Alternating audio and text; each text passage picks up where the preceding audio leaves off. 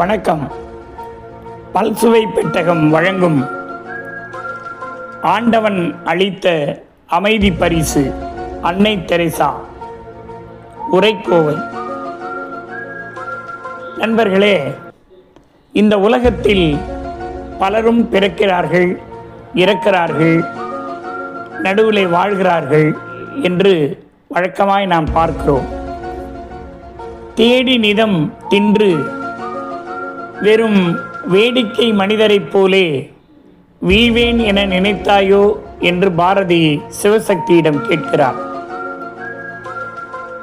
பல சின்னம் சிறு கதைகளை பேசி கூட கிழப்பருவம் எய்தி சில பிறர் வாட பல செயல்கள் செய்து கொடும் கூற்றுக்கு இறையென மாயும் வேடிக்கை மனிதரைப் போலே நான் வீழ்வேன் என்று நினைத்தாயோ என்று பாரதி துணிச்சலோடு பேசினான். ஆம், இன்றைக்கு வாழ்கிற மனிதர்கள் இப்படித்தான் வாழ்கிறார்கள். ஆனால் ஒரு சிலர்தான் இந்த உலகம் உள்ளளவும் தன் பெயரை வரலாற்று புத்தகங்களில் எழுதி வைத்துவிட்டு போகிறார்கள். அப்படி எழுதி வைத்துவிட்டு போன ஒரு அமைதி புறா அன்னை தெரேசா. 1910 ஆண்டு யூகோஸ்லோவியாவின் ஒரு சிற்றூரில் ஆக்னஸ் என்ற ஒரு சிறிய பறவை பிறந்தது. நிக்கோலாய் பெர்னாய் தம்பதியினரின் 3வது மகளாக பிறந்த அந்த குழந்தை இளமையிலேயே பார்ப்பதற்கு அமைதி தவழும் முகம், எல்லோரையும் வசீகரிக்கிற புன்னகை, எல்லோரையும் கவர்ந்து ஈர்க்கும் பார்வை என அதிசய குழந்தையாய், அற்புத குழந்தையாய் வலம் வந்தது. ஒரு பலூன்காரன் பலூன் விற்று கொண்டிருந்தான். எல்லா குழந்தைகளும் பலூன்காரரை சுற்றி ஓடி வந்து நின்று, எனக்கு அதுவே அந்த பலூன் வேண்டும், இந்த நிற பலூன் வேண்டும் என்று கேட்டு நச்சரித்து கொண்டு பலூன்களை எடுத்து சென்று கொண்டே இருந்தார்கள். வாங்கி சென்று கொண்டே இருந்தார்கள். அந்த பலூன்காரர் நீண்ட நேரமாக அங்கே ஓரத்தில் ஒரு குழந்தை அமைதி தவழும் முகத்தோடு நின்று கொண்டிருந்ததை பார்த்தார். அந்த குழந்தையிடம் சென்று, உனக்கு பலூன் வேண்டாமா என்று கேட்டார். எல்லோரும் வாங்கி சென்ற பிறகு நான் வாங்கிக் கொள்ளலாம் என்று இருந்தேன் என்று அந்த குழந்தை அமைதியாய், அழகாய், அடக்கமாய் பதிலளித்தது. அந்த பலூன் வியாபாரிக்கு பெருத்த மகிழ்ச்சி, ஆச்சரியம், வியப்பு. எல்லா குழந்தைகளும் பலூன் என்றால் பறந்து ஓடி வருகிற நேரத்தில் இந்த குழந்தை எந்த ஆசையும் இல்லாமல் பொறுமையாய் வாங்கிக் கொள்ளலாம் என்று சொல்கிறதே என்று அவன் வியந்து அந்த குழந்தையிடத்திலே ஒரு பலூனை கொடுத்து சென்றான். இப்படி இளமையிலேயே எதற்கும் பதற்றப்படாமல், எந்த ஆசையும் இல்லாமல், இந்த உலகத்தில் தான் எதற்காய் படைக்கப்பட்டிருக்கிறோம் என்பதை உணர்ந்து வாழ்ந்த அந்த குழந்தைதான் ஆக்னஸ் பின்னாளில் அன்னை தெரேசாவாய் மாறினார். அவர் இளமையாக வாழ்ந்து கொண்டிருந்த நேரத்தில் அவருடைய தந்தை மாரடைப்பால் காலமாகிவிட்டார்.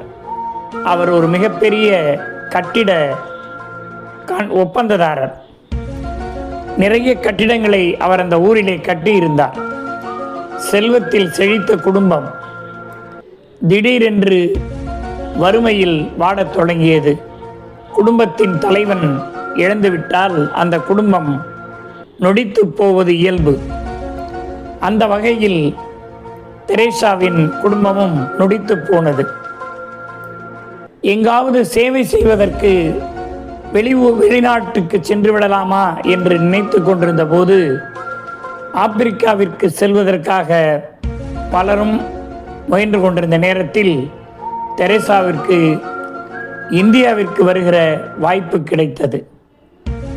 இந்தியாவிற்கு வந்தார். கல்கத்தாவில் வந்து இறங்கினார். அவர் இறங்கிய போது ஏழை குடிசைகளையும் நோய்வாய்ப்பட்டவர்களையும் பராமரிப்பின்றி வாடுகிற வயோதிகர்களையும் பார்த்தார். மிகவும் வேதனைப்பட்டார். இவர்களை வாழ வைக்க வேண்டும் என்று உறுதி கொண்டார். இயேசு என்னை இங்கே அனுப்பியதன் காரணத்தை அவர் உணர்ந்து கொண்டார். மிக சிறப்பாக அதற்கான பணிகளை தொடங்கினார். கல்கத்தா வீதிகளில் கையேந்தி அலைந்தார். நன்கொடையாளர்கள் நிதி கொடுத்தனர், சிலர் முகம் சுளித்தனர், சிலர் கடுமையாய் பேசினர், சிலர் பல்வேறு நிலைகளில் அவரை துன்புறுத்தினர். எதற்கும் கலங்கவில்லை. துணிச்சலோடு அனைத்தையும் எதிர்கொண்டார். அன்பு ஒன்றுதான் இதற்கு வழி என்பதை உணர்ந்தார். அன்பால் எதையும் சாதிக்க முடியும் என்பதை இந்த உலகத்திற்கு எடுத்து காட்டினார். ஒருவருடைய இதயத்தில் நீ சாகும் வரை இருப்பது பெரிதல்ல, நீ வாழும் வரை அவர்கள் இதயத்தில் இருக்க வேண்டும் என்று கூறினார். எனவே வாழ்க்கை என்பது இந்த உலகத்தில் எல்லோருக்கும் தரப்பட்டிருக்கிற ஒன்று. எல்லோரும் வாழ்ந்தாக வேண்டும் என்கிற கொள்கை ரீதியில் கொள்கை முடிவை எடுத்தவர் அவர். அப்படி அற்புதமாக அந்த அறக்கட்டளையை அவர் நிறுவினார். அந்த அறக்கட்டளையில் பல்வேறு நிலைகளில் பராமரிப்பு பணிகள் தொடங்கின. நிதி திரட்டுவதற்காக கல்கத்தாவின் ஒரு தெருவில் நுழைந்தார். கடைக்கடையாய் கையை நீட்டினார். சிலர் முகம் சுளித்தார்கள், சிலர் பிறகு வரும்படி சொன்னார்கள், பிறகு இல்லை என்று நாயை விரட்டுவதைப் போல விரட்டினார்கள். எதற்கும் தெரேசா கவலைப்படவில்லை. கடைசியாய் ஒரு கடையின் முன் வந்து நின்றார். அந்த கடைக்காரர் வெற்றிலைப்பாக்கு போட்டு மென்று கொண்டிருந்தார். தெரேசா கையை நீட்டிக்கொண்டே இருந்தார்.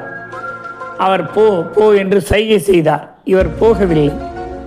கையை நீட்டிய கையில் கடைசியில் அந்த கடைக்காரர் தான் மென்று கொண்டிருந்த வெற்றிலைப்பாக்கு எச்சிலை அவர் கைகளில் துப்பினார். தெரேசா அதற்காக முகம் சுளிக்கவில்லை, அவர் மீது கோபப்படவில்லை. ஒரு அன்பு பார்வை பார்த்து, எனக்கு உரியதை செய்துவிட்டீர்கள், என் குழந்தைகளுக்கு உரியதை கொடுங்கள் என்று கேட்டார். அந்த கடைக்காரர் அதிர்ந்து விட்டார். இப்படி ஒரு பெண்மணியா? இவ்வளவு சகிப்புத்தன்மையோடு, இவ்வளவு மனிதாபிமானத்தோடு, மற்றவர்களுக்கு உதவ வேண்டும் என்ற உயர்ந்த உள்ளத்தோடு வாழ்கிற இந்த பெண்மணியையா நான் களங்கப்படுத்தினேன் என்று வெட்கி தலை குனிந்தார். தன் கல்லாப்பெட்டியில் இருந்த அத்தனை பணத்தையும் ஒரு பையில் கொட்டி அவர் கையில் கொடுத்தார். உடனடியாக தெரேசா அங்கே வென்று விட்டார். அன்பு அங்கே வென்றது. ஆணவம் அங்கே தோற்றது. தெரேசா இப்படித்தான் பல இடங்களிலும் பல்வேறு சூழ்நிலைகளிலும் நிதியை அவர் சேகரித்தார். தன்னுடைய சகோதரிகளுக்கும் இதைத்தான் அவர் சொல்லிக் கொடுத்தார்.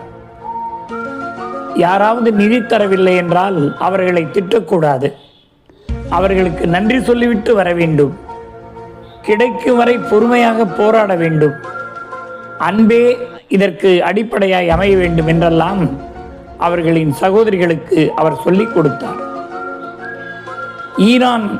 ஈராக் அமெரிக்கா போர் நடந்தபோது இரு நாடுகளுக்கும் ஒரு அற்புதமான கடிதம் எழுதினார். அமெரிக்க அதிபருக்கும் ஈராக் அதிபர் சதாம் ஹுசைனுக்கும் ஒரு கடிதம் எழுதினார். நீங்கள் போரில் ஈடுபட்டிருக்கிறீர்கள். இந்த போரிலை ஒருவர் வென்று ஒருவர் தோற்பது உறுதி. இருவருமே பலசாலிகள். கடவுள் படைத்த உயிரை கொல்வதற்கு உங்களுக்கு என்ன உரிமை இருக்கிறது? உங்களுக்கு பொறுத்தளவுக்கு உங்கள் அரசியல் நியாயங்கள் இருக்கலாம், ஆனால் பொதுமக்களை கேட்டு பாருங்கள், இந்த போரை விரும்புகிறார்களா என்று. இல்லை என்று தான் பதிலளிப்பார்கள். நீங்கள் முதியவர்களாக இருக்கலாம், ஆனால் போரில் ஈடுபட்டிருக்கிற வீரர்கள் இளைஞர்கள், அவர்கள் பலசாலிகள். பலசாலிகளை கொன்று குவிக்க நீங்கள் இருவரும் ஒப்புக்கொள்கிறீர்களா? வீரர்களை கேளுங்கள், இந்த போர் உங்களுக்கு பிடிக்கிறதா என்று. இல்லை என்றுதான் பதிலளிப்பார்கள். எனவே போரை நிறுத்திவிட்டு உங்களுடைய அமைதியாக உங்கள் அரசியல் காரணங்களை தீர்த்து கொள்ளுங்கள் என்று எழுதினார். வளைகுடா போர் நின்றது. ஆனால் போரினால் ஏற்பட்ட காயங்கள் நிற்கவில்லை, ஆறவில்லை. ஈராக் அதிபர் சதாம் ஹுசைனிடமிருந்து அன்னை தெரசாவுக்கு ஒரு கடிதம் வந்தது.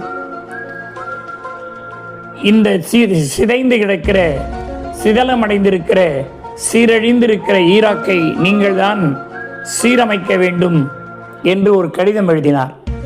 அந்த கடிதத்தை படித்தார், சகோதரிகளை பார்த்தார். அத்தனை பேரும் ஒத்துக்கொண்டார்கள். உடனடியாக ஈராக்குக்கு பயணம் செய்தார். எங்கெங்கெல்லாம் சீரழிந்து கிடக்கின்றன என்பதை பார்வையிட்டார். அத்தனை விஷயங்களையும் அவர் சரி செய்தார். ஈராக்கை ஒரு மறுமலர்ச்சி நாடாய் மாற்றிவிட்டு இந்தியா திரும்பினார். மேற்கு வங்க அதிபர் முதல்வர் ஜோதி பாசுவிடமிருந்து ஒரு அழைப்பு வந்தது. அந்த அழைப்பில் அவர் என்ன சொன்னார் என்றால், உங்கள் உதவி அரசுக்கு வேண்டும் என்று கேட்டார். அவர் ஆர்வத்தோடு சரி என்றார். பாலியல் தொழிலில் பாதிக்கப்பட்ட, கணவனால் பாதிக்கப்பட்ட, கைவிடப்பட்ட பெண்களுக்கென்று ஒரு மறுவாழ்வு இல்லத்தை அமைக்க அரசு முடிவு செய்திருக்கிறது. அதற்கு உங்கள் உதவி தேவைப்படுகிறது என்று சொன்னார். நான் ஆவலோடு காத்திருக்கிறேன் என்றார் தெரேசா. அரசு இடம் தந்தது. அதன் பிறகு அங்கே ஒரு அற்புதமான இல்லம் அமைக்கப்பட்டது. லட்சக்கணக்கான பெண்கள் வந்து குவிந்தார்கள். அந்த இல்லம் சிறப்பாக செயல்படத் தொடங்கியது. இப்படி பல்வேறு பணிகளை தொடர்ந்து மக்களுக்காக செய்தவர் அவர். ஒரு பத்திரிகை நிருபரோடு ஒரு பேட்டி எடுக்கிற போது தெரேசாவிடம் கேட்டார், உங்களுக்கு எது பிடிக்கும் என்று. எனக்கு பிடித்தது ஏழைகள் என்றார் அவர். ஏன் என்று அந்த நிருபர் கேட்டபோது, ஏழைகள் தான் எனக்கு சேவை செய்வதற்குரிய வாய்ப்பை தருகிறார்கள், அவர்கள்தான் எனக்கு பிடிக்கும், இயேசு அவர்கள் மூலம்தான் எனக்கு சேவை செய்ய பணித்திருக்கிறார் என்று கேட்டார். உங்களுக்கு பிடித்த இடம் எது என்று கேட்டபோது, எனக்கு பிடித்த இடம் காலிக்கட்டில் உள்ள முதியோர் இல்லம் என்று சொன்னார். ஏனென்றால் அங்குதான் வாழ்க்கையை தொலைத்து விட்டவர்கள் முதுமை பருவத்தில் மகிழ்ச்சியாய் இருந்து கடைசியில் இறைவனை அடைகிறார்கள். அந்த இடம்தான் எனக்கு பிடித்த இடம் என்று மிக அழகாக பதிலளித்தார். இப்படி தன் சேவையால், தன் உயர்வால், தன்னுடைய உன்னத லட்சியத்தால் உயர்ந்த அன்னை தெரேசா நோபல் உலகத்தில் உயர்ந்த அமைதிக்கான நோபல் பரிசையும், இந்தியாவில் உயர்ந்த பாரத ரத்னா பரிசையும், 2 பரிசுகளை ஒருங்கே பெற்ற ஒரே பெண்மணி என்கிற பெருமையோடு இந்த உலகத்தில் வாழ்ந்தார். 1997 ஆண்டு செப்டம்பர் 5ஆம் நாள் தெரேசாவுக்கு காலையிலேயே விழிப்பு வந்துவிட்டது. ஆனால் தூங்க முடியவில்லை, எழுந்திருக்க முடியவில்லை, சோர்வாக இருந்தது, நெஞ்சு வலிப்பதாக சொன்னார். மருத்துவர்கள் ஓடி வந்தார்கள். அவருக்கு பிரத்யேக சிகிச்சை அளிக்கிற, சிறப்பு சிகிச்சை அளிக்கிற அசின் போத்தன் வந்தார். சிகிச்சை அளித்தார். நெஞ்சுவலி கொஞ்சம் குறைந்திருந்தது. காலையில் அன்றைக்கு உணவு உட்கொள்ளவில்லை. அதன் பிறகு மதிய உணவை சகோதரிகள் வற்புறுத்தி கொடுத்தார்கள், அதையும் உண்டார். பிறகு சில உத்தரவுகளை பிறப்பித்துவிட்டு அப்படியே படுத்துக்கொண்டார். இரவு உணவையும் அப்படியே கொடுத்தார்கள். இரவு 9:30 மணி அளவில் தெரேசாவுக்கு மீண்டும் நெஞ்சுவலி வந்தது. ஓடி வந்தார்கள் மருத்துவர்கள், பறந்தார்கள், எல்லாரும் வந்து சிகிச்சை அளித்தார்கள். ஆனால் தெரேசாவின் உயிர் இரவு 9:30 மணி அளவில் இந்த உடலை விட்டு பறந்து விட்டது. ஆம், தெரேசா எல்லோரு இதயங்களிலும் வாழ்கிறார். அவர் வாழ்க்கை ஒரு அற்புதமான, ஒரு ஆணவமிக்க மனிதர்கள் மத்தியில் வாழ்ந்த ஒரு அன்பு வாழ்க்கை, ஒரு அகிம்சை வாழ்க்கை, ஒரு அமைதி வாழ்க்கை. அமைதியாய் பறந்து கொண்டிருந்த சமாதான புறா, அமைதியாய் பறந்து கொண்டிருந்த அற்புத புறா இந்த மண்ணுலகத்தை விட்டு விண்ணுலகம் சென்ற நாள் செப்டம்பர் 5. அற்புதமான அன்னை தெரேசாவின் வாழ்க்கை அடங்கிவிட்டது. ஆனால் அவர் தொடங்கிய பணிகள், அவர் செய்த சாதனைகள், அவர் தோற்றுவித்த அமைப்புகள், அவர் உருவாக்கிய லட்சியங்கள் அனைத்தும் இன்னும் நடந்து கொண்டிருக்கின்றன. எனவே ஒரு மனிதன் எப்படி வாழ வேண்டும் என்பதற்கு அன்னை தெரசா ஓர் சான்று. இந்த அகிலத்திற்கு ஆண்டவன் தந்த அமைதி பரிசு அன்னை தெரசா. வணக்கம் அன்பு நேயர்களே, இதுவரை நீங்கள் கேட்டு ரசித்தது ஆண்டவன் அகிலத்திற்கு தந்த அமைதி பரிசு அன்னை தெரசா. இதுபோல பல உரைக்கோவைகளை கேட்டு ரசிக்க ஜேஎஸ் யூடியூப் சேனலை தொடர்ந்து சப்ஸ்கிரைப் பண்ணுங்க. தொடர்ந்து இணைந்தே இருங்கள். பல்வேறு உரைப்பகுதிகளை உங்களுக்கு வழங்குவதற்கு தயாராக இருக்கிறது. நன்றி.